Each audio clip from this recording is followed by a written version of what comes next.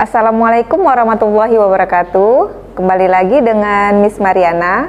Hari ini kita akan melanjutkan pelajaran kemuhammadiyahan kita yang lalu.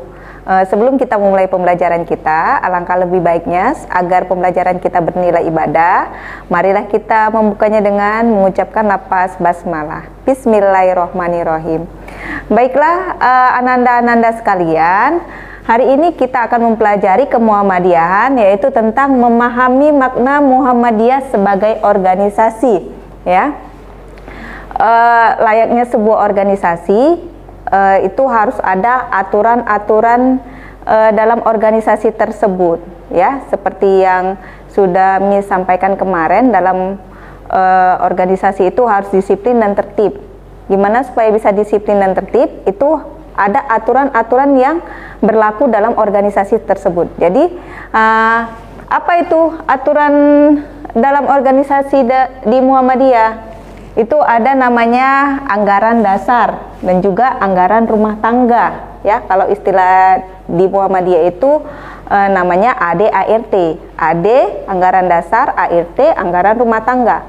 Layaknya seperti di sebuah negara, itu ibaratnya seperti undang-undangnya, undang-undang dasarnya. Oke, baiklah.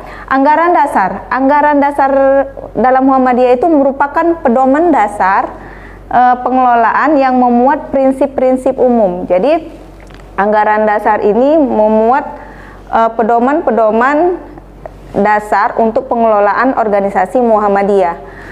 Anggaran dasar ini disahkan dan ditetapkan pada hasil muktamar, pada saat muktamar. Apa itu muktamar, Miss? Muktamar itu adalah permusyawaratan tertinggi di organisasi Muhammadiyah. Itu di tingkat pusat. Itu namanya muktamar. Jadi pada saat muktamar itu anggaran dasar ini ditetapkan atau disahkan. Dan anggaran dasar Muhammadiyah ini sudah mengalami beberapa kali perubahan atau sudah mengalami beberapa kali amandemen, sudah 13 kali. Itu yang terakhir pada tahun 2005, muktamar di Jawa Timur, Malang, itu terjadi perubahan anggaran dasar yang terakhir. Ya, kalau untuk selanjutnya kita belum tahu, karena anggaran dasar ini bisa diubah kalau ajukan dalam tanwir. Anggaran dasar ini bisa diubah kalau dia diajukan dalam tanwir. Diajukan dulu dalam tanwir, barulah nanti akan diagendakan untuk muktamar perubahan anggaran dasar. Apa itu tanwir, Miss? Ya, kalau muktamar itu musyawarah tertinggi di organisasi Muhammadiyah, kalau musyawarah kerjanya itu namanya tanwir. Jadi kalau muktamar, bedanya itu muktamar itu untuk memilih pengurus-pengurus Muhammadiyah di tingkat pusat, ya, sekaligus bisa juga di situ mengesahkan anggaran dasar. Kalau tanwir ini membahas program-program kerja. Jadi kalau mau mengubah anggaran dasar itu diajukan pada saat tanwir. Itulah ya, tanwir merupakan musyawarah kerja, sama-sama di tingkat pusat. Kemudian aturan yang kedua dalam organisasi Muhammadiyah dikenal dengan ART. ART itu anggaran rumah tangga. ART itu singkatannya, panjangannya anggaran rumah tangga. Apa itu ART? Pedoman yang mengatur dan menjelaskan hal-hal yang tidak diatur dalam anggaran dasar. Jadi penjelasan yang tidak ada di anggaran dasar itu akan dijelaskan dalam anggaran rumah tangga. Itu akan dijelaskan lebih rinci lagi. Itulah dia. Dan anggaran rumah tangga ini, kalau anggaran dasar itu disahkan pada waktu muktamar. Kalau anggaran rumah tangga ini itu disahkan pada saat tanwir. Sudah Miss jelaskan tadi ya, apa beda tanwir dan muktamar. Itu dia. Kepemimpinan dalam Muhammadiyah itu ada dua sifat. Yang pertama struktural, kemudian bersifat kolektif kolegial. Apa itu bersifat struktural? Bersifat struktural itu artinya bahwasanya struktur organisasi Muhammadiyah dari tingkat pusat yang paling atas sampai tingkat ranting yang paling bawah itu sama strukturnya. Kemudian bersifat kolektif kolegial, itu artinya bahwa segala sesuatu dalam kepengurusan Muhammadiyah itu harus dimusyawarahkan. Jadi keputusan mutlaknya itu berdasarkan hasil musyawarah. Itulah artinya bersifat kolektif kolegial. Kemudian dalam Muhammadiyah ini lama periodisasi dalam Muhammadiyah itu ada 5 tahun. Satu periode itu 5 tahun. Khusus untuk ketua umum itu hanya boleh menjabat selama 2 periodisasi, 2 periode. Artinya kalau menjadi ketua umum itu paling lama hanya boleh 10 tahun. Kalau lebih dari 10 tahun itu tidak boleh, harus diganti dengan yang lain. Tapi kalau dia mau menjadi pimpinan harian saja, dalam arti kata bukan ketua umum, misalnya mau menjadi sekretaris, menjadi wakil ketua, itu boleh-boleh saja. Ya, hanya khusus untuk ketua umum itu boleh menjabat hanya 2 periode. Kemudian dalam Muhammadiyah pemilihan itu dapat dilakukan dengan 2 metode, dengan langsung atau formatur.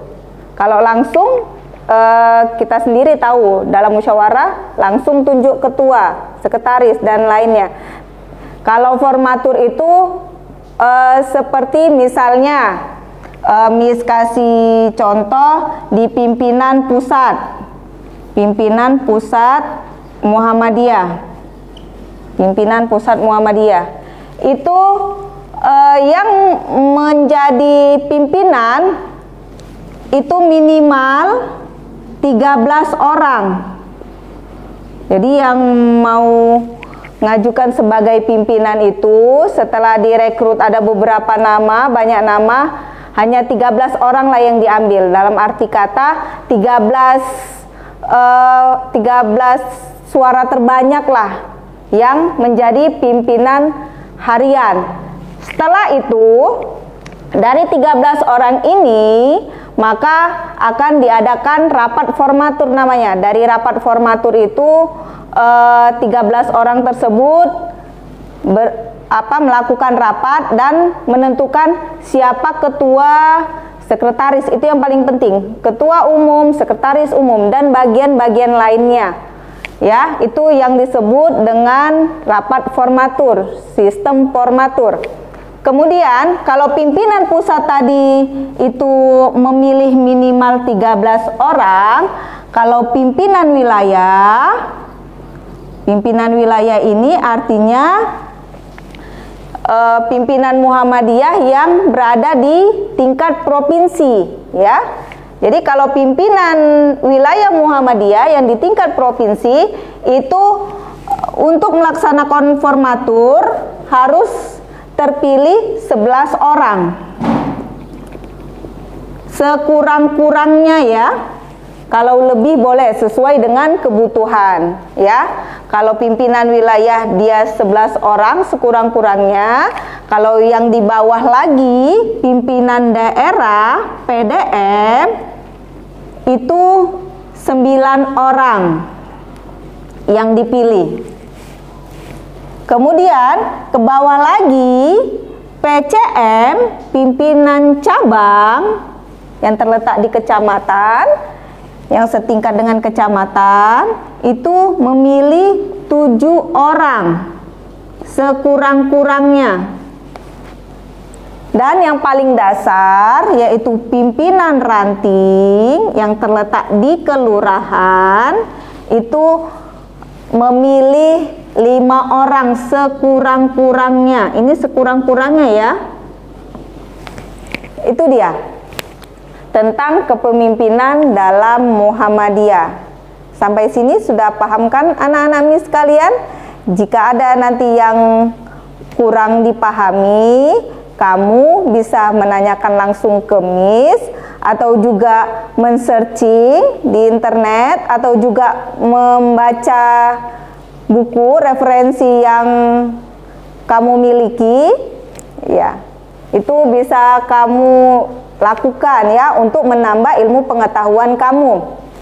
Miss kira hanya ini saja, 2 pembahasan ini saja pembelajaran kita hari ini. Apabila ada kata Miss yang salah, Miss mohon maaf, kepada Allah Miss mohon ampun. Marilah kita tutup pembelajaran kita hari ini dengan mengucapkan lafaz hamdalah, alhamdulillahirabbil alamin. Miss akhiri dengan albiru manitaqo. Assalamualaikum warahmatullahi wabarakatuh.